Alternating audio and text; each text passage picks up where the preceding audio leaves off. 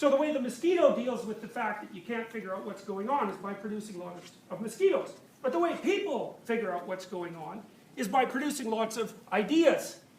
And ideas are, the relationship of ideas to you and the external world is the same as the relationship of animals to the environment. So there's a philosopher named Alfred North Whitehead who said, human beings evolved to let their ideas die instead of them. Now that's a smart way of thinking, because it means that you can parse off a little sub-personality of yourself, maybe it's an angry sub-personality or sad sub-personality or an irritated or a resentful, or, you know, those aren't exactly ideas, they're more like little spirits that are partly you. They're kind of stupid because they've only got one direction, but they're still variants of you.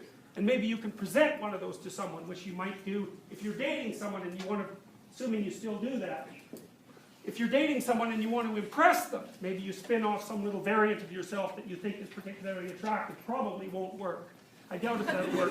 And if it doesn't work, well then you can get all heartbroken and let it die, and then maybe the next one you spin off will be a little more, you know, together. And so that's how people progress. They progress by dying and coming back to life at different levels, eh? I mean, maybe you're just making some little ratty mistake, and so you can let it go and you're only ashamed momentarily, and it's only a little pain when that circuit dies. Or maybe it's your whole damn personality that has to go. You know, and that happens to people when they encounter a catastrophe of one form or another. So that might happen if someone close to you dies, or if you lose a limb, or if you get an illness, or, you know, any of the horrible things that plague people to very deep levels, which might mean pretty much all of you has to go, and maybe you'll actually die. But if you don't, well, you can let go of what's holding you back, and maybe that's your old self. And then you can come back to life. And I'll tell you, it's a lot better to do that voluntarily, before it's necessary, than involuntarily in a moment of crisis. And I would say in some ways that's the lesson of clinical psychology. Confront the damn snakes first. Because it's really hard to get out of their bellies once they've eaten you. So, the shamanic initiations are death and rebirth initiations. They formalize that. They're often, the rituals themselves are often accompanied by the use of different classes of hallucinogens, which for one reason or another seem to facilitate, at least symbolically, the process of transformation from life to death and back to life. So, they're dramatizations of the process by which people learn. You learn something, to really learn it, some presupposition that you had before that has to crumble.